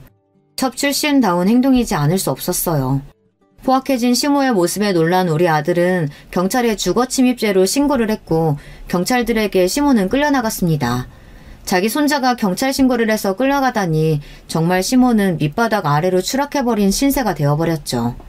그렇게 큰아빠는 저를 위해 남편과 시모에게 복수를 해주었어요. 직업도 잃은 남편은 저의 이혼 요구에 맞설 힘도 능력도 없었습니다. 저는 남편이 불쌍해서 재산 분할을 요구하지도 않고 우리 애들의 친권과 양육권만 가져왔어요. 우리는 그렇게 이혼을 합의했습니다. 오랜만에 보는 남편 얼굴은 몰라보게 수척해졌습니다. 요즘은 술도 줄이고 아파트 관리소에 취직해서 지낸다고 들었습니다. 밖에 나가 돌아다니는 사람들에게 아들 자랑하기 바빴던 시모는 이제 사는 낙도 없이 집안에 콕 박혀서 신세 한탄만 하고 있다고 하네요. 그리고 남편은 그런 시모가 원망스러워서 따로 살자고 시모에게 이야기를 했다고 합니다. 그렇게 돈독했던 모자 관계도 금이 간 모양이에요. 남편은 헤어지면서 저에게 진심으로 사과를 했습니다. 그동안 내가 미쳤지. 당신이 얼마나 나한테 소중했는지, 우리 가족에게 꼭 필요한 존재였는지 너무 가깝게 있어서 미처 모르고 살았어. 효도만 중요한 줄 알고 엄마만 감싸고 도느라 너한테 못할 짓 많이 했더라. 미안하다. 너를 더 이상 붙잡을 수 없는 건 난 이제 능력도 없는 놈이고 너무 미안해서야. 이제 나를 떠나서 잘 살았으면 좋겠다. 양육권은 없지만 애들은 자유롭게 만날 수 있겠지? 아직은 애들이 날 멀리하고 싫어하는 것 같지만 애들한테도 이제 잘해보려고. 그런 남편이 불쌍해 보였고 전 아이들에게 잘 대해주고 좋은 사이가 되어보라고 이야기했습니다. 그리고 남편도 시모랑 건강히 잘 지냈으면 좋겠다고 작별 인사를 했습니다. 저는 이제 중년의 이웃녀로 하루하루를 살아가고 있습니다. 하지만 결혼 생활은 정말 힘들고 지긋지긋했기에 혼자인 지금이 참 좋습니다. 제 일도 있고 아이들도 함께 있으니 더 바랄 게 없었어요. 우리 아빠는 젊은 나이에 돌아가셨지만 큰아빠를 저에게 남겨주고 가셨습니다. 큰아빠는 우리 아빠처럼 저를 든든히 지켜주는 고마운 분이세요. 제 남은 인생 동안 아이들 대학 잘 보내고 키우면서 큰아빠 뒷바라지하면서 그렇게 살고 싶습니다. 큰아빠도 나이가 어느덧 80을 바라보고 계시고 당뇨와 혈압 그리고 허리 디스크까지 지병을 갖고 계시거든요. 큰아빠 집에 주말이면 가서 서진 언니랑 셋이서 맛있는 외식도 하고 나들이도 하면서 그렇게 지내고 있습니다. 서진 언니는 혼자가 된 우리 아빠를 친딸인 자기보다 더 잘 챙겨줘서 고맙다고 했어요. 나중에 아이들이 독립하고 나면 서진 언니랑 같이 큰아빠를 곁에서 모시면서 살자는 약속도 했습니다. 우리 남편의 효도로 저는 참 힘들었지만 사람에게 은혜를 갚고 효를 다하는 일은 정말 중요한 일이잖아요. 여러분도 부모님이 살아생전에 계시다면 정말 있는 힘껏 잘해드리세요. 제 험난했던 결혼과 이혼 이야기는 여기서 끝낼게요. 저의 이야기가 지루하거나 재미없지는 않았을까요? 혹시 제 사연이 채택되어 유튜브 영상에 올라온다면 참 좋겠네요. 그럼 여러분 안녕히 계세요. 여러분, 두 번째 사연 시작하기 전에 좋아요, 구독 꼭 눌러주실 거죠? 그럼 두 번째 사연 바로 시작합니다. 안녕하십니까. 저는 대학병원에서 근무하고 있는 의사입니다. 저희 가족은 저, 약국을 운영하는 아내, 장난기 많은 초등학생 두 아들, 그리고 어머니와 함께 살고 있어요. 원래는 한 집에서 5 식구가 살았는데 얼마 전 이사를 하면서 어머니께서는 1층에, 저희는 2층에서 생활하게 됐어요. 저와 어머니 사이는 조금 각별해요. 저를 낳아주신 어머니는 아버지의 도박 중독을 견디지 못하고 돌도 되지 않은 저를 두고 도망을 가셨죠. 다행이라고 해야 할진 모르겠지만 아버지는 그 상황이 돼서야 정신을 차리고 혼자 남은 저를 키우기 위해서 백방으로 뛰어다니셨어요. 도박도 완전히 끊어버리셨어요. 덕분에 저는 초등학생이 되기 전까지 늘 공사장을 전전해야 했답니다. 지금의 어머니를 만난 건 제가 초등학교 입학을 앞두고 있던 시점이었어요. 공사장 식당에서 음식을 해주시던 이모였는데 절 정말 예뻐해 주셨어요. 좀 더 자라서 알게 됐지만 남편이 바람이 나서 이혼을 하고 공사장의 식당에서 일하고 계셨다고 하더군요. 어머니는 당시 식당 빈 의자에 앉아있으면 늘 맛있는 간식을 쥐어주시며 책을 읽어주셨어요. 학교 들어가기 전에 글자를 익힐 수 있던 건 다 어머니 덕분입니다. 제가 큐피트 역할을 한 것인지 아니면 두 분이 서로 호감이 있으셨던 것인진 확인할 수 없지만 두 분은 제가 입학한 봄에 살림을 합치셨어요. 웨딩드레스도 결혼 반지도 없었지만 그날부터 제게는 더 이상 식당 이모가 아닌 어머니가 되셨죠. 지금도 그때를 추억하면 입가에 미소가 지어질 정도예요. 그랬던 저희 가족에게 어두운 그림자가 들기 시작한 건 아버지가 교통사고로 돌아가신 이후부터예요. 제가 초등학교 5학년 때의 일이었죠. 술을 마신 미성년자 때문에 벌어진 사고였어요. 지금도 제가 술을 입에도 대지 않는 이유도 이때의 기억 때문이에요. 아버지의 갑작스러운 사고로 인해서 세상에 덩그러니 어머니와 저만 남게 됐을 때 솔직히 당시에 저는 매일이 불안했어요. 어머니가 저를 혼자 두고 가시면 어떡하나 하고 말이죠. 피도 섞이지 않은 아들이란 짐이 될 게 뻔했으니까요. 그래서 잠도 제대로 자지 못했고 어머니가 가시는 곳이라면 어디든 따라다녀야 했죠. 어느 날 어머니께서는 저의 이런 불안을 알고 있는 사람처럼 저를 붙들고 말씀하셨어요. 내일 당장 하늘이 두 쪽이 난다고 해도 난 네 엄마야. 넌 내 아들이고. 절대 그걸 잊어서는 안 돼. 엄마 말 무슨 뜻인지 알지? 저는 너는 내 아들이다 라는 그 말이 얼마나 가슴에 와닿았는지 모릅니다. 아직도 그 순간만 생각하면 손끝이 찌릿하고 심장이 두근거리는 소리가 귓가에 울릴 만큼 벅차오르는 기분이 들어요. 제가 너무 듣고 싶었던 말이었거든요. 그날 이후부터 저는 더 이상 불안에 떨지 않았어요. 어머니께서는 이른 아침 지하철 입구에서 김밥을 말아 파셨어요. 그리고 낮에는 시장의 반찬 가게에서 일을 하셨죠. 그렇게 하루 종일 바쁘게 움직이셨으면서도 집에 돌아오시면 선물 상자나 종이봉투를 접는 부업을 하셨어요. 쉴 틈이 하나도 없을 정도였죠. 어머니께서 퇴근하실 때까지 저는 숙제를 끝내두고 어머니께서 오시면 함께 앉아서 부업을 했어요. 어머니께서는 하지 말라고 하셨지만 저는 그 순간이 하루 중 제일 좋았거든요. 이런저런 어머니와 이야기를 할 수 있는 유일한 시간이었기 때문이죠. 중학교에 입학을 하면서 저는 처음부터 진로를 실업계로 정해놓고 있었어요. 하루라도 빨리 한 사람분의 일을 하고 월급을 받고 싶었죠. 저는 처음부터 공부에 큰 관심이 없기도 없었지만 워낙 체격이 좋고 운동신경이 남달라 원치 않게 일진 취급을 받았어요. 실제로 싸움을 걸어오는 친구들도 있었는데 딱히 접은 적은 없었죠. 그렇다고 제가 양아치 짓을 하고 다닌 건 아니었어요. 하지만 사실을 알게 되신 어머니께서는 불같이 화를 내시면서 학생이 해야 할 일을 내팽개치고 무슨 짓을 하고 다니느냐고 처음으로 화를 내셨죠. 누가 너더러 돈을 벌어오랬다고 그런 생각을 해. 네가 특별히 꿈이 있고 하고 싶은 것이 있다면 나도 안 말려. 그런데 빨리 취직해서 돈을 벌겠다니. 그런 이유만 가지고 네 장래에 대해 생각조차 안 한다는 게 말이 된다고 생각하니? 저는 그냥 어머니 하루라도 빨리 편하게 해드리고 싶어서 그랬죠. 언제 너더러 빨리 돈 벌어서 나 호강시켜달라고 했어? 내가 그랬어? 너 앞으로 엄마 도와준답시고 나 하는 부업에 손만 대봐. 제대로 혼날 줄 알아.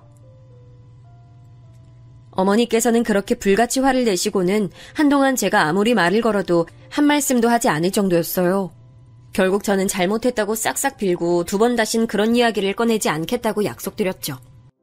하지만 저는 여전히 빨리 취직할 수 있으면 어떤 일이든 상관없다 생각을 남몰래 품고 있었어요. 이런 제가 생각이 송두리째 바뀐 건 어머니께서 반찬 가게에서 쓰러지셨기 때문이에요. 학교에 있는데 연락이 왔더라고요. 어머니께서 쓰러지셔서 응급실로 가셨다고. 처음 들었을 땐 아무것도 할 수 없었어요. 그저 멍하게 서 있기만 했죠.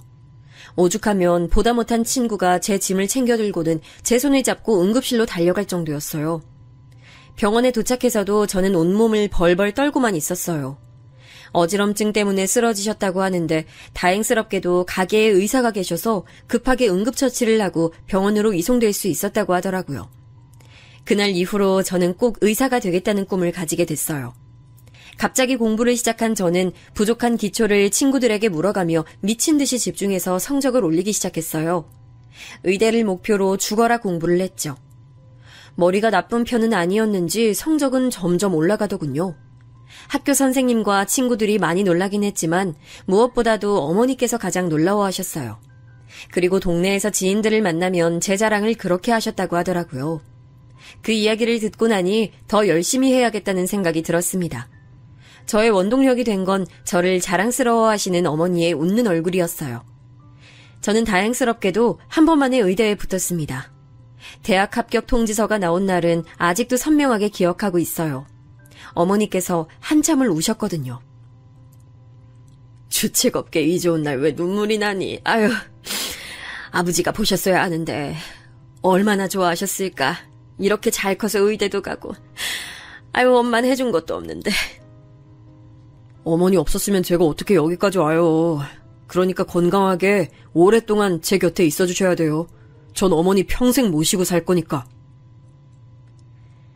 어머니께서는 눈물이 가득한 얼굴을 하시고는 나중에 며느리한테 무슨 욕을 먹으려고 그러느냐며 자신은 절대 같이 살지 않겠다고 하셨어요. 저는 빙그레 웃기만 했지만 진심이었습니다. 대학을 졸업해서 의사가 되고 나면 꼭 어머니 가게도 마련해드리고 단칸방이 아닌 큰 집에서 호강시켜드리겠노라 다짐했죠. 그 꿈을 이루는 데는 생각보다 긴 시간이 걸렸어요. 의대를 졸업하고서 국가고시 합격하고 군대까지 다녀와 전문의가 되어서야 저도 여유를 좀 부릴 수 있게 됐어요. 물론 그 사이 저희 집은 단칸방에서 작은 평수지만 아파트로 이사를 갔고 시장 한쪽에 어머니 가게도 낼 수 있게 됐어요. 그러던 어느 날 심장외과의로 대학병원에서 근무하고 있는데 하루는 교수님께서 저를 찾으셨어요. 자랑을 좀 하자면 저는 동기들이나 선배들에 비해 수술 실력만큼은 좋아서 평소 저를 예뻐해 주시는 교수님들이 많이 계셨죠. 자네 혹시 사귀는 사람은 있나? 결혼을 약속한 사람이라던가. 아니요, 없습니다. 결혼할 생각도 없지만 아직 배울 것들이 많아서요. 교수님께서는 잘 됐다고 하시면서 제게 자신의 딸을 한번 만나보겠냐고 말씀하셨습니다. 저는 갑작스러운 이야기에 당황스러웠어요. 안 그래도 어머니께서 언제 결혼할 거냐고 노래를 부르시는데 이제는 의국에서도 결혼 이야기를 들을 줄은 꿈에도 몰랐거든요. 교수님이 권하시는데 단칼에 거절하기도 애매했어요. 생각해보겠다는 말로 상황을 넘기려고 했죠. 내가 자네니까 보라고 하는 거야. 다른 사람이었으면 어림도 없지. 그러니 딱 한 번만 만나보게. 교수님은 끈질기게 제게 만남을 권유하셨어요. 얼굴 볼 때마다 그 이야기를 하시니 그냥 나가서 밥이나 먹고 말자는 생각으로 나갔죠. 첫인상은 나쁘지 않았습니다. 교수님이 자랑하셨던 것처럼 침착하고 조용한 것 같았어요. 대화도 나름 잘 통하는 것 같았고요. 그쪽에서도 저를 괜찮게 본 것 같았어요. 그녀는 차를 가져왔다고 하면서 저를 의국에 데려다 주겠다고 하더군요. 병원까지 감사했습니다. 조심히 들어가세요. 오늘 저는 즐거웠어요. 괜찮으시면 다음 오프 때 또 뵐 수 있을까요? 예상하지도 못했던 애프터 신청에 속으로 많이 놀랐어요. 하지만 저 역시 또 볼 수 있었으면 좋겠다는 생각을 하고 있었던 터라 그녀에게 전화번호를 달라고 말했죠. 오늘 말씀하셨던 영화 다음에 같이 보면 좋을 것 같네요. 연락드리겠습니다. 그녀는 웃으면서 고개를 끄덕이고는 차를 출발시켰죠. 그 뒤로도 몇 번 데이트를 했어요. 의사 집안임에도 불구하고 피를 보면 속이 불편하고 어지러워서 의대는 포기했다고 하더라고요. 현재는 학교 선생님이라고 했어요. 데이트를 하다 보니 원래 성격은 좀 더 밝더라고요. 웃기도 많이 웃고 데이트는 활동적인 것을 좋아했어요. 첫인상과는 완전 반대더라고요. 만남이 길어지면서 자연스럽게 저희는 결혼에 대해 이야기를 나눴습니다. 여자친구는 저를 자신 집으로 초대했고 그 자리에서 처음으로 여자친구 어머니를 만났죠. 분명 가볍게 식사 한 끼 하자고 하셨다고 해서 갔는데 그런 자리는 아닐 것 같다는 생각이 들었어요. 집은 그냥 봐도 입이 떡 벌어질 정도로 크더군요. TV에서나 봤던 넓은 정원이 있는 집이라니 저는 솔직히 크기에 놀랐다기보다는 부담스러웠습니다. 이제 겨우 방 2개짜리 집으로 이사한 저희하고는 엄청난 차이가 나니까요. 많이들 얘기하잖아요. 너무 많이 차이 나는 결혼은 하는 게 아니라고 말이죠. 두 집안의 차이만큼이나 불화가 자주 생긴다고 결혼은 비슷한 사람들끼리 하는 것이 맞다고 말이죠. 집 안으로 들어가자 여자친구의 부모님께서 반갑게 맞이해 주셨어요. 매일 보는 교수님인데도 이런 자리에서 보니 좀 다른 기분이 들었어요. 교수님도 저와 비슷한 생각이셨는지 괜히 헛기침을 하시면서 멋쩍은 웃음만 보이셨죠. 그런데 여자친구의 어머니는 좀 달랐어요. 마치 무슨 경매장에 올라온 물건을 보는 사람처럼 저를 아래 위로 훑어보는 게 느껴지더라고요. 기분이 나쁜 시선이라고나 할까, 저는 너무 긴장된 나머지 과하게 예민한 상태가 된 건 아닐까 싶기도 했습니다. 교수님께서는 식사 준비가 될 때까지는 이야기를 좀 나누자고 하시더니 곧 수술을 앞둔 환자에 대해 물어보셨어요. 묻는 말씀에 이것저것 대답을 하다 보니 여기가 의국인지 여자친구 집인지 알 수가 없을 정도였죠. 이번에 들어온 박경탁 환자 말이야. 차트 봤나? 수술은 불가피할 것 같은데 시기가 영 좋지 않아. 솔직히 본인이 너무 많이 지치기도 했고 수술에 대한 불신이 가득해서 걱정은 됩니다. 이제 그만. 아빠, 여긴 일터가 아니에요. 이 사람 오늘 의사로 온 것도 아니고요. 그런 이야기 그만하시고 식사하세요. 한창 이야기에 열을 올리려던 시점에 귀신같이 여자친구가 끼어들어서는 식사 준비가 되었다고 했죠. 또 한 번 놀랐습니다. 처음 보는 음식들도 있었지만 분명 알고 있는 음식인데도 처음 보는 비주얼을 하고 있는 것들도 있었죠. 식사 시간은 음식을 제대로 입에 넣고 있는지가 의문일 정도로 불편했습니다. 특히 저를 바라보는 여자친구 어머니의 시선은 아까보다 좀 더 노골적이라고나 할까요? 먹는 저를 빤히 보기도 하고 중간에 혀를 차는 소리도 들렸죠. 이때부터 저는 여자친구 어머니께서 제게 좋지 않은 감정을 가진 게 분명하다고 확신이 들었습니다. 그럼 새어머니랑 둘이서 살고 있단 말이네요? 친엄마 소식은 모르고? 찾아볼 생각은 한 번도 안 했어요? 저희 어머니가 계신데 굳이 찾아볼 필요는 없다고 생각했습니다. 앞으로도 그 생각은 변함이 없을 겁니다. 그래요? 그럼 다행이네요. 사실 집안이 다 의사라서 의대 보내려고 했는데 알다시피 그건 힘들어서 못 갔거든요. 그래서 대신 우리의 남편만큼은 대리일 사위로 들어왔으면 좋겠거든요. 우리 집에 들어와서 살아야 하는데 괜찮죠? 계모라고 하니까 그런 부분에 대해서 복잡할 건 아무것도 없을 것 같네. 저는 당연히 제가 예스라고 대답할 것을 확신하는 얼굴로 저를 보는 여자친구의 어머니를 보고 순간 할 말을 잃었습니다. 어디서부터 잘못됐다고 지적을 해야 할지 모를 정도로 제 기준에선 말이 되는 문장이 하나도 없었거든요. 저는 여자친구를 바라봤어요. 그녀도 처음 듣는 소린지 놀란 눈으로 저를 보더니 고개를 좌우로 저었어요. 죄송하지만 전 어머니를 모시고 살 예정입니다. 그리고 이 결혼 이야기에 저희 어머니가 계모인 게 무슨 관련이 있는지 이해가 안 되네요. 물론 대릴사위 이야기도 전혀 들어본 적이 없고요. 제 말이 끝나기 무섭게 여자친구는 자신도 모르는 대릴사위 이야기가 어디서 나온 거냐고 물었어요. 분위기로 봐선 여자친구를 제외하고 두 분이서 마음대로 정한 것 같았죠. 저는 이 사람과의 결혼은 진지하게 생각을 다시 해야겠다는 생각이 들었습니다. 딱히 나쁘지 않다고 생각했는데 집안끼리 물질적 차이는 물론이고 정신적 부분에서도 차이가 너무 많이 나서 서로 어울리는 짝이 아니라는 생각이 들었어요. 여보, 오늘 그런 이야기를 할 만한 자리는 아닌 것 같은데 그만하지. 그만하긴 뭘 그만해요. 초반에 확실히 이야기를 해둬야죠. 닥터 최, 우리 집 대릴사위로 들어오는 쪽이 훨씬 더 낫지 않아요? 교수도 알아서 밀어줄 수 있는데 말이에요. 미래를 생각한다면 이만큼 좋은 조건이 어디 있겠어요. 그러니까 계모를 모시고 산다는 동 그런 생각은 하지도 말아요. 조금도 도움이 안 되는 일에 매달리는 그런 바보 아니잖아요. 안 그래요? 아주 알아주는 수제라고 들었는데. 어머니를 모시고 산다는 것과 제 수술 실력이 무슨 상관이 있는지 모르겠습니다. 다른 사람 도움 필요 없습니다. 제 실력만으로도 충분히 교수 될 수 있고요. 그런 말씀하시자고 저를 초대해 주셨다면 이만 일어나겠습니다. 더 이상 들을 이유를 모르겠네요. 저는 바로 자리를 박차고 일어났습니다. 여자친구가 제 팔을 잡는 게 느껴졌지만 팔을 비틀어 빼내고는 아무래도 제가 있을 자리는 아닌 것 같아 가보겠다고 했죠. 여자친구 어머니는 불쾌하다는 얼굴로 지금 뭐 하는 짓이냐고 하셨고 교수님 역시 화가 잔뜩 나신 얼굴을 하고 있었죠. 하지만 저는 전혀 망설이지도 않고 그 집을 나와버렸습니다. 여자친구가 따라 나오며 사과를 했지만 딱히 그녀를 탓할 일도 아니었죠. 당신한테 전혀 화나지 않았어요. 당신 잘못도 아니고 이건 그냥 생각의 차이로 해두죠. 아무래도 우린 결혼 상대로는 서로 아닌 것 같네요. 여자친구는 자신이 해결할 수 있다며 잠시만 기다려달라고 했지만 저는 대답 없이 돌아섰습니다.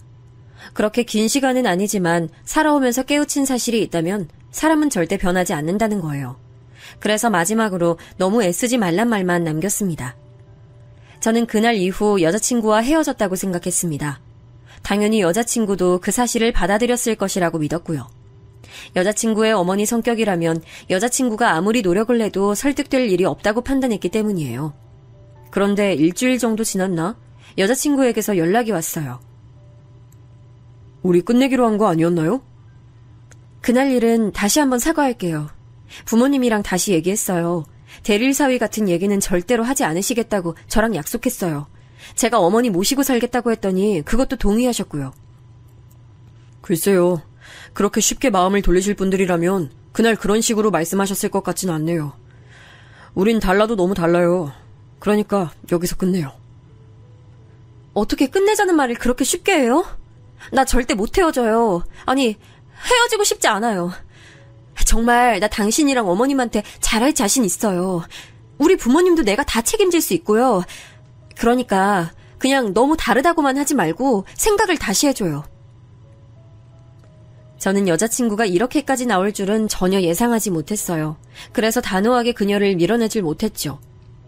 여자친구는 이전보다 훨씬 더 적극적으로 나왔습니다. 저희 어머니께 인사를 드리고 싶다고 하더니 결국은 저 몰래 어머니 가게에 다녀갔더라고요. 어머니께서는 싹싹한 그녀가 마음에 들었다고 결혼 이야기를 꺼내셨어요. 저는 여자친구의 어머니와 있었던 일을 차마 말씀드리진 못하고 차이가 너무 나서 좀 망설여진다고만 했죠. 제 이야기를 들으신 어머니께서도 심각한 얼굴로 쉽게 대답을 못하시더라고요. 하루는 동기와 오프를 바꾸게 돼서 어머니와 함께 퇴근을 하려고 가게에 들렀어요. 홀에는 손님들이 북적거렸는데 그 사이를 앞치마를 두른 여자친구가 다니고 있더군요. 너무 어이가 없어서 여기서 뭐 하는 거냐고 물었어요. 방해되니까 거기 서 있지만 말고 여기 이 주문서는 어머니께 가져다 드려요. 여자친구는 제 등장에 잠깐 당황하는 것 같더니 능숙하게 방금 받은 주문서를 쥐어주고는 계산을 요청하는 손님에게로 가더군요. 어머니, 이게 다 무슨 일이에요? 어머니께서는 쉬는 날도 아닌데 이 시간에 무슨 일이냐고 하셨어요. 이 상황이 이해가 되지 않던 저는 우선 주문서를 넘겨드리고는 왜 여자친구가 와 있는 것인지 물었죠. 너한테 말 안 했어? 저번 주부터 제일 바쁜 시간에 와서는 저렇게 도와주고 있어. 아유, 너는 아는 줄 알았는데. 그런데 좀 의외더라. 부잣집 공주님으로 자라서 아무것도 못할 줄 알았는데 저기 좀 봐. 아유, 얼마나 손이 빠르고 야무진지 볼 때마다 놀랍다니까. 어머니 말씀에 여자친구를 바라보던 저도 크게 다르지 않았어요. 너무나도 생소한 모습에 적응이 잘 되지 않을 정도였죠. 손님이 빠져나가고 여자친구는 집에 가봐야겠다고 말했어요. 저는 어머니께 데려다주고 오겠다고 했죠. 의외네요, 아주. 이런 일 처음 해봤을 텐데 저보다도 더 잘하시고. 할만하던데요? 재밌기도 하고. 어머님 음식 솜씨가 정말 좋으시잖아요. 다들 맛있다고 하는데 기분 좋더라고요. 분위기에 취한 거죠. 저도 모르게 말도 많이 나오고 지금도 그렇잖아요. 저는 여자친구에게 부모님들은 다 알고 계시냐고 물었어요. 여자친구는 앞으로 우리들 일에 일절 관여하지 않으시겠다는 확답을 받았으니 상관없다 했죠. 하지만 어디 그게 정말 상관없다는 소리겠습니까? 제가 별 말을 하지 않자 여자친구는 답답하다는 듯 말을 이어갔죠. 자꾸 차이가 너무 난다, 달라도 너무 다르다고 하는데 당신은 너무 중요한 걸 잊고 있는 것 같아요. 결혼은 우리를 먼저 생각해서 결정해야죠. 다른 사람이 아니라. 너무나도 자신감 넘치는 여자친구의 이야기에 저는 이 사람을 믿어보자는 생각이 들었어요. 그래서 헤어질 때 정식으로 상견례 자리를 만들어보자고 했죠. 여자친구는 엄청 기뻐하면서 우리는 행복할 수 있을 것이라고 했습니다. 상견례 날짜를 잡고 얼마 있지 않아서 여자친구는 제게 어머니와 쇼핑을 좀 다녀와도 되겠냐고 했어요. 어머니께 상견례에 대해 말씀드렸을 때 그날 입어야 하는 옷에 대해서 걱정을 좀 하시더라고요. 저도 어떻게 해야 할지 몰라서 난감했는데 이렇게 먼저 이야기를 해주니 고마운 마음이 들었죠. 상견례 날 어머니께서는 잔뜩 긴장한 얼굴을 하셨어요. 손에 땀이 뚝뚝 흐를 정도였죠.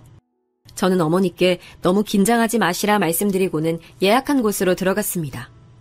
여자친구와 그녀의 부모님은 벌써 와 계셨어요. 일찍 도착을 했다고 하시면서 어머니께 정중히 인사를 하시더군요. 저는 여자친구의 어머님을 바라봤습니다. 어떤 생각을 하시는지 전혀 모를 얼굴로 처음 뵙는다고 말씀하셨죠. 음식을 먹으면서 가벼운 대화가 오갔습니다. 주로 이야기를 하는 쪽은 교수님과 저였죠. 중간중간 저희 어머니와 여자친구도 이야기에 참여했고요. 하지만 여자친구의 어머니는 추임새를 넣는 것이 전부일 뿐 한마디도 하지 않으셨죠. 저는 슬슬 뭔가 불안한 기분이 들었습니다. 아드님을 참 잘 키우셨어요. 수술 실력이 엄청 뛰어나다고 교수님들 칭찬이 자자하더라고요. 아주 뿌듯하시겠어요? 제가 뭘 한 게 있겠어요. 혼자 잘 커줘서 고맙죠. 저는 우리 아들이 자랑스럽지 않은 순간이 키우면서 단 한 번도 없었거든요. 어머니께선 기특하다는 얼굴로 저를 바라보시면서 제 손을 잡아주셨어요. 몽글몽글한 기분이 들었지만 이 기분이 나쁘지 않았어요. 그때였어요. 충분히 그러실 수 있죠. 겨우 김밥이나 말 줄 아시는데 아드님 잘하는데 무슨 도움이 되셨겠어요. 앞길이나 안 막으면 다행이지. 아이 정말이지 아무리 배운 것 없이 사셨다고 해도 그렇지. 아유. 여자친구 어머니 말씀에 상견례장은 삽시간에 얼어붙었죠. 어머니께서는 본인이 무슨 소리를 들었는지 모르겠다는 표정을 하셨고 교수님은 경악하시면서 여자친구 어머니의 팔을 거칠게 잡으면서 조용히 하라고 하셨죠. 저는 얼굴에 열이 올라왔어요. 여자친구 어머니는 아랑곳하지 않으셨어요. 그렇잖아요. 아니 자기 고생했다고 이제 대접 좀 받고 싶으신 모양인데 그렇게 나오시면 아드님 앞길만 막는 거예요. 대릴사위로 저희 집에 보내시면 저희 집에서 어련히 알아서 챙겨드릴까.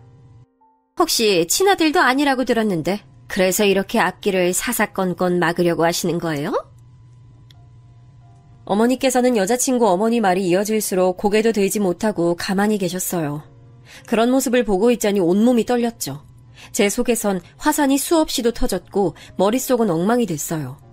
여자친구가 억지로 그녀의 어머니를 밖으로 끌어내려는 게 보였어요. 여자친구 어머니는 오히려 그런 여자친구에게 바보 같은 짓 하지 말라고 다그치셨죠.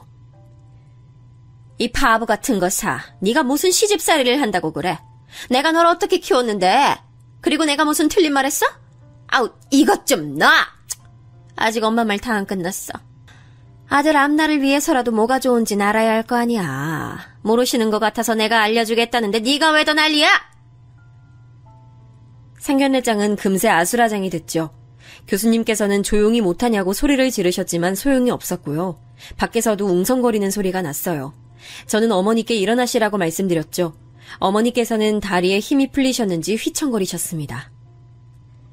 아직 제 얘기 끝나지도 않았는데 지금 뭐 하시는 겁니까? 어디 대답 좀 해보세요. 제가 틀린 말 했나요? 저희 어머니 눈가는 금세 붉어지셨어요. 어머니 앞이라 참으려고 노력했는데 그 모습을 보니 참아지지 않았죠. 적당히 좀 해요, 엄마. 그런 식으로 말씀하지 말라고 했잖아요. 왜 그러세요, 진짜! 여자친구가 소리를 높이며 말렸지만 여자친구 어머니는 귀를 닫은 모양인지 자꾸만 저희 엄마에게 자기가 틀린 말을 했냐며 되묻기만 하셨죠. 저는 그만 좀 하시라고 아무래도 없던 일로 하는 게 맞는 일 같다고 말씀드렸지만 그녀의 어머니는 뭘 그렇게 비싸게 구느냐고 하시더군요. 대릴사위로 들어오기만 하면 차기 교수 자리까지 책임을 진다고 하는데 뭐가 더 필요해서 이렇게 나오는 건지. 아이 속 시원하게 요구사항 있으면 이야기를 해요. 마음에도 없는 소리 하지 말고. 그냥 나가려던 저는 결국 화를 참지 못하고 예전 불량했던 그때로 돌아가 상위에 있던 접시 중에서 가까이에 있던 것을 들어서는 그대로 벽으로 던졌습니다. 힘 조절을 잘못했는지 생각보다 세게 날아가 여자친구 어머니 쪽으로 날아가더니 벽에 부딪혀 산산조각이 났죠. 김치 접시였는지 김치가 사방으로 튀더니 여자친구 어머니도 맞으셨죠. 큰 소리에 밖에서는 웅성거리는 소리가 가득했지만 오히려 상견례 자리는 조용해졌습니다. 제 액션에 다들 놀란 눈치였고 여자친구의 어머니는 어버버하면서 저를 손가락질하셨죠. 사람은 고쳐 쓰는 거 아니란 말을 믿었어야 하는데 제가 실수했네요. 이 자리에 애시당초 나오지 말았어야 했는데 제가 뭘 더 바라냐고요? 2번 다시 그쪽 얼굴 안 봤으면 좋겠습니다. 제 앞에도 우리 어머니 앞에서 나타나지 마세요. 한 번만 더 우리 어머니께 모욕적인 말 내뱉으시면 그때는 저도 안 참습니다. 깨지는 게 그릇이 아닐 거란 말입니다. 아시겠어요? 저는 차갑게 경고를 내뱉고 그대로 어머니를 모시고 바로 그 자리를 박차고 나왔습니다. 돌아가는 차 안에서도 어머니께서는 아무 말씀이 없으셨어요. 저는 혹시나 어머니께서 이상한 생각을 하실까 걱정되어 여자친구의 어머니가 하신 말씀에 신경 쓰이실 것이 하나도 없다고 했죠. 어머니, 이상한 생각하시는 거 아니죠? 오늘 아무 일도 없었어요. 그냥 저런 사람들 만났다는 사실도 잊으세요. 앞으로 찾아오거든 무조건 모르쇠 하시고요. 전 괜찮아요. 어머니 이런 모습 저 너무 속상해요.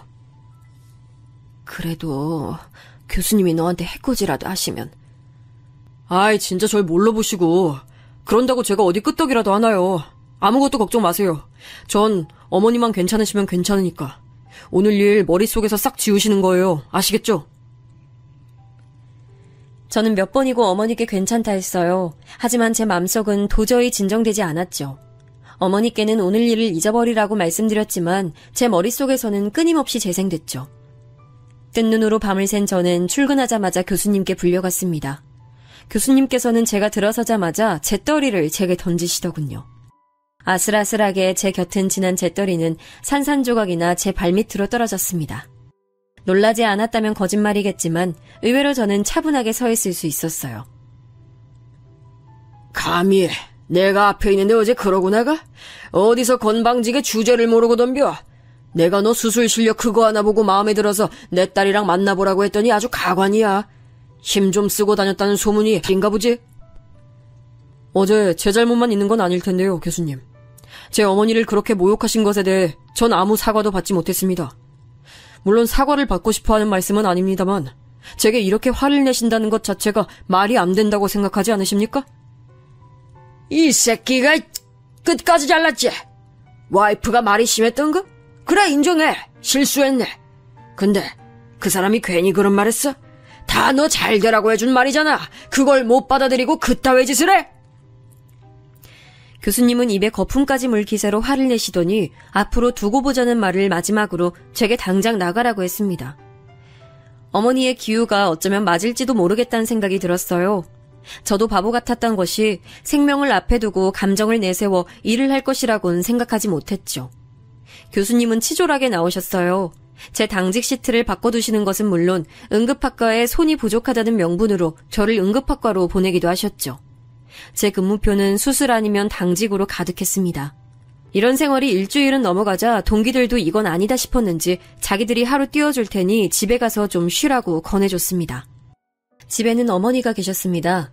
장사는 어쩌고 집에 계시느냐고 물었지만 어머니께선 얼버무리시면서 대답을 하지 않으셨죠. 저는 뭔가 수상하다는 생각이 들어 저와 가게를 같이 가자고 했습니다. 화들짝 놀라신 엄마는 혼자 가시겠다고 허둥거리셨어요. 전 무언가 잘못되어 간다는 확신이 들어 말리시는 어머니를 뒤로하고 가게로 나갔습니다. 어머니 가게엔 임대라는 글씨가 크게 붙어 있었습니다. 이게 무슨 소리냐고 물었지만 어머니께서는 쉽게 말씀하지 않으셨죠. 옆 건물 과일가게 이모님이 혀를 차시며 제게 말씀하셨습니다. 아니, 무슨 갑자기 이 건물 주인이 바뀌었다고 하더니만 언니네 가게 당장 빼라고 난리도 아니었잖아. 아유, 게다가 무슨 계약 기간이 얼마 안 남았다며? 재계약 안 한다고 당장 나가라고 아주 뭐 그런 인간들이 다 있나. 아유, 말은 들어보지도 않고. 아유, 그나저나 언니는 왜 거기서 말도 못하고 있었어? 뭐라고 따지던가. 건물주가 그 지랄을 하는데 한마디도 안 하고. 저는 혹시나 하는 생각이 머릿속을 스치고 지나갔습니다. 혹시 여자친구의 어머니였냐고 물었더니 어머니께서는 사색이 되면서 아니라고 하셨죠. 하지만 그런 어머니의 모습은 제게 충분한 대답이 됐습니다. 그때였습니다. 어머, 이게 누구야? 닥터 최, 여기서 나보네? 한가한가 봐. 여자친구의 어머니는 이곳과는 전혀 어울리지 않는 복장으로 나타났습니다. 저는 이게 다 무슨 짓이냐고 물었죠. 여자친구 어머니는 어깨를 으쓱 하시더니 입가에 조소를 띄운 채 제게 말하셨습니다. 닥터 최가 어떤 행운을 발로 찼는지 직접 보여주려고 그러지. 아니다. 던진 건가? 하여튼 이번 기회에 주제도 좀 가르쳐주고 그렇게 자랑하는 수술 실력 따위가 무슨 소용이 있는지 직접 겪어보라고. 그래야 정신을 차릴 거 아니야. 안 그래? 모든 일이 다 마음대로 될 줄 아신다면 아직 저에 대해서 잘 모르시는 겁니다. 제가 어떤 놈인지 두고두고 기억하게 만들어드리죠. 여자친구의 어머니는 제 경고에도 비웃기만 하더니 가게 빨리 정리하라는 말만 남기고 가버렸습니다. 우선 저는 어머니께 새 자리를 알아볼 때까지 좀 쉬셨으면 좋겠다고 말씀드렸어요. 어머니께서는 혹시나 제가 위험한 행동이라도 하려는 건 아닌가 싶으셨는지 불안한 눈빛이셨지만 저는 다 좋아질 것이라 말씀드렸죠. 저는 우선 친구놈 중 하나를 찾아 법적으로 문제가 있는 건 아닌가부터 확인을 했지만 뾰족한 수가 있진 않았어요. 무엇보다도 곧 계약이 종료될 시점이기 때문에 어쩔 수 없다고 하더군요.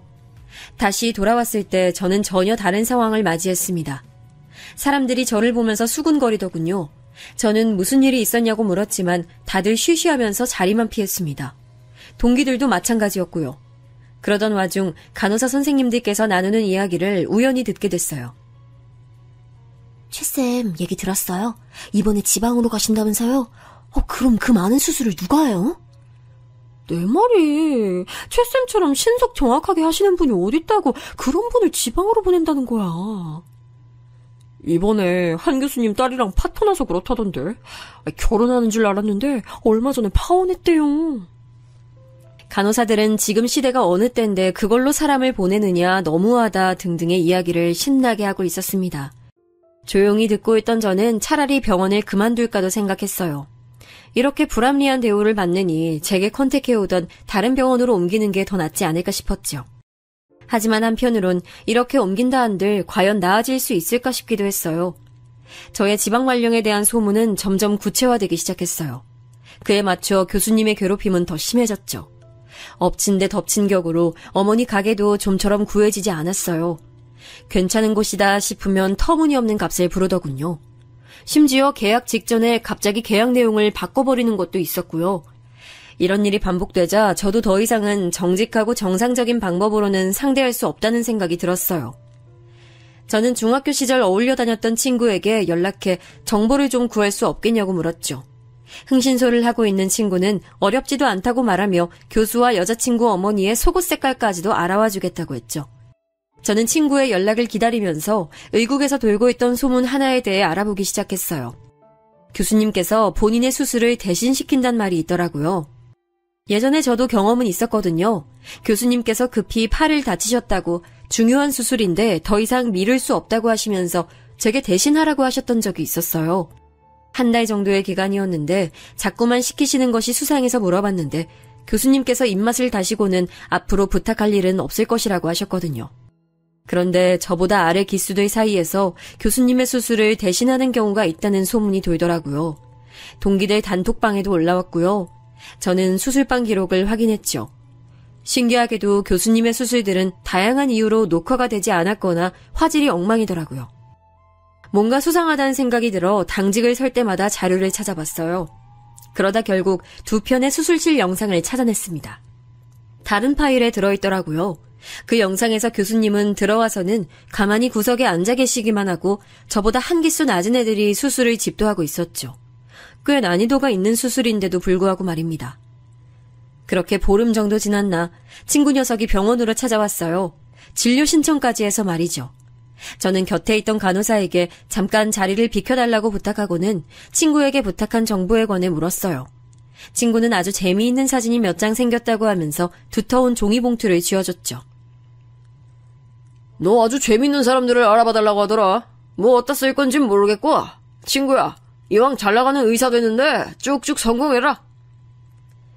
저는 의뢰비를 주겠다고 얘기했지만 친구는 우리 사이에 쓸데없는 소리 한다고 제게 욕을 내뱉곤 유유히 나갔습니다.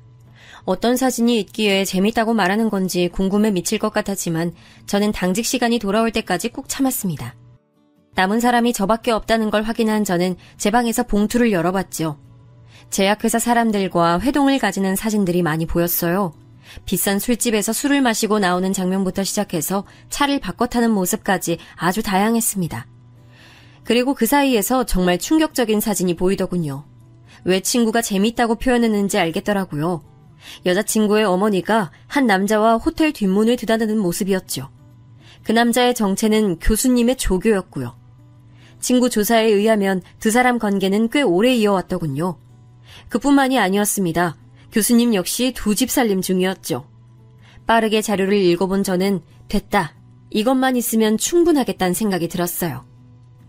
다음 날 저는 교수님을 찾아가 불합리한 당직을 그만하겠다고 했어요. 교수님은 그 이야기를 왜 자신에게 와서 하느냐며 자신은 모르는 일이라고 딱 잡아대더군요. 교수님, 저만 그런 줄 알았는데 요즘 수술 본인이 하지 않으시더라고요. 교수 이름 달고 하는 수술인데 한참 어린애들이 대신하고 있고 제가 처음이었습니까? 저도 짧은 시간이지만 교수님 수술 대신한 적이 있지 않습니까? 교수님은 잠시 놀라는 눈치긴 했지만 여유롭게 웃으며 말씀했어요. 이 일이 밝혀지면 나만 위험한가? 여럿 걸려있는데 그 사람들까지 다 해서 함께 죽을 자신은 있고. 저는 이렇게 나오실 걸 당연히 예상하고 있었기에 그러실 줄 알았다고 하고는 다음 사진을 내밀었습니다. 제약회사 사람들에게 접대받는 모습이었죠. 이번에는 확실히 얼굴이 좀 굳어지셨죠. 교수님은 이런 사진으로는 아무것도 증명할 수 없다고 언성을 높이셨죠. 그렇다면 이 사진은 어떻습니까? 가장 하이라이트가 될 사진인데. 저는 교수님이 숨겨둔 또 다른 집과 불륜관계의 여성의 사진을 내밀었습니다. 순간 교수실이 고요해졌습니다. 멍하게 사진을 바라보던 교수님은 제게 달려들어 사진을 빼앗으려 했죠. 저는 순순히 사진을 넘겨드렸습니다. 넌 이 사진은 어디서 사람 붙였어? 감히 내 뒤를 캐고 다녔던 거야? 우연히 걸려들었죠. 제약회사에게 뇌물이나 좀 받았을 줄 알았지 불륜이라니. 그것도 다른 병원 의사랑 말이죠. 이분 세미나에서 몇 번 봤던 것 같은데 아닙니까? 그것도 우리랑 연구 결과를 두고 경쟁 중인. 교수님은 입만 뻐끔거리면서 아무 말씀도 못하셨어요. 저는 교수님께 모든 것에 대해 입을 다물어 드릴 용의가 있다고 말했죠. 교수님께서 의국에서 장난질 그만하신다면 저는 이 모든 것을 다 묻고 갈 수 있어요. 당연히. 그리고 하나 더. 여자친구 어머니께서 저희 어머니 가게 건물을 사서 장난질을 하시던데 그것까지 막아주시면 이 사진은 제가 없애드리죠. 교수님은 믿어도 되겠냐고 몇 번이나 확인을 하시곤 알겠다고 하더군요. 3시간 정도 지나고 나니 당직표가 수정됐다고 하면서 동의들이 저더러 이제 집에 갈 수 있겠다고 축하해 주더라고요. 그리고 분원으로 가는 의사는 우리 과가 아니었다고 하더라고요. 그렇게 저를 괴롭히던 일들이 딱 3시간 만에 정리가 됐습니다. 저는 바로 오프를 내고 어머니 가게로 달려갔습니다. 어머니께서는 한창 가게를 정리 중에 있으셨죠. 저는 아직 아무 연락이 없었느냐고 했더니 어머니께서는 아무것도 모른다는 얼굴로 저를 바라보셨어요. 그때였죠. 여자친구의 어머니가 씩씩거리면서 들어왔어요. 그이한테 뭐라고 했는지 모르지만 내가 쉽게 넘어갈 것 같아? 웃기지 마. 저는 어머니를 옆 가게로 모셔드리고는 여자친구 어머니께 여기서 그만두는 것이 좋을 것이라 말씀드렸지만 딱히 소용은 없었습니다. 그럴 뿐이라고 생각했기 때문에 저는 가방에서 마지막 사진을 꺼냈습니다. 여자친구 어머니는 사진을 보고는 소스라치게 놀라지고는 주위를 두리번거리셨죠. 이렇게까지 하고 싶지 않았는데 말이죠. 제가 말씀드렸죠. 두고두고 기억하게 해드린다고. 여자친구 어머니는 온몸을 사시나무 떨듯이 떠시면서 저와 사진을 번갈아 보셨죠. 저는 정중히 건물을 다른 사람에게 넘기고 조용히 가시라고 했어요. 그렇게만 하면 일이 커지는 것은 막으실 수 있다고 말이죠. 여자친구 어머니는 한마디 대꾸도 못하고 나가셨고 다행히 어머니의 가게는 정상으로 돌아올 수 있었답니다. 물론 일을 이대로 끝낼 생각은 추호도 없었습니다. 아무 죄 없는 여자친구에겐 미안했지만 저는 진실을 알아야 하는 사람들에게로 사진을 보냈죠. 제약회사와의 사진은 병원장님께, 불륜 사진은 서로에게 말이죠. 다음날 출근하니 한바탕 난리가 나 있었습니다. 교수님이 조교의 멱살을 잡고 뺨을 날리고 계시더군요. 무슨 일이냐고 묻자 동기 하나가 속삭이듯 말했습니다. 교수님 와이프랑 조교가 아주 뜨거운 사이였단다. 교수님 완전 눈 돌았잖아. 일은 거기서 끝이 아니었습니다. 여자친구의 어머니가 의국으로 들어오고 있었죠. 교수님은 무슨 얼굴로 여기를 오느냐고 소리를 지르셨습니다. 조교의 얼굴을 힐끗 본 여자친구 어머니는 제가 보내드린 사진을 교수님의 얼굴에 던지더군요. 다른 병원 의사랑 바람난 넌 뭐가 그렇게 잘났는데 나만 바람났어? 너는? 여자친구 어머니의 한 방에 로비에 모여있던 사람들은 깜짝 놀라며 수군거렸습니다. 바닥에 떨어진 사진을 몰래 주워 확인한 한 의사가 같은 프로젝트를 두고 경쟁 관계에 있는 곳의 교수라고 얘기를 했고 분위기는 웅성거리는 듯 점점 커졌습니다. 말 그대로 개판이 됐죠. 교수님의 얼굴은 붉어지다 못해 거의 검붉게 변하고 있었어요. 너 이 새끼 약속을 어기고! 저를 발견하신 모양인지 교수님은 제가 서 있는 쪽으로 달려드셨어요. 저는 괜히 다른 의사들이 다칠까 싶어서 한 걸음 다가가 저를 잡으려는 교수님의 팔을 잡아 비틀었습니다. 온갖 쌍스러운 말을 내뱉으시면서 모든 일이 다 저 때문이라고 하셨죠. 저는 조용히 속삭였습니다. 교수님, 제가 분명히 말씀드렸죠. 건들지 마시라고. 다음에는 깨지는 게 그릇이 아닐 거라고. 교수님은 더 큰 소리로 소리를 지르셨지만 그 모습도 잠시 곧 경비를 담당해 주시는 분들이 오셔선 여자친구 어머니와 교수님을 밖으로 끌어냈어요. 그날 저녁 교수님은 책상을 뺏기고 쫓겨났어요. 모든 것이 순식간에 정리가 됐죠. 교수님이 제게 달려들었던 것 때문인지 그의 퇴치과 제가 연관되어 있을 것이라고 뒤에서 이야기들이 많았습니다. 동기들 중 일부는 진짜냐고 제게 묻기도 했고요. 저는 아무것도 모른다고만 이야기했습니다. 우여곡절 끝에 그렇게 저는 만나지 않았으면 좋았을 인연을 정리했습니다. 그리고 모든 것이 희미해질 때쯤 지금의 아내를 만났어요. 저처럼 가족을 가장 먼저 생각해주는 사람이죠. 얼마 전 차를 타고 가는데 아이와 함께 걷고 있는 전 여친을 봤습니다. 그날 이후로 늘 마음 한구석에는 그녀에 대한 죄책감은 있었거든요.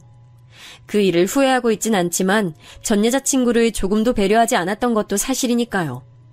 만약 전 여자친구가 이 사연을 듣고 있다면 제가 많이 미안해하고 있다고 말하고 싶네요.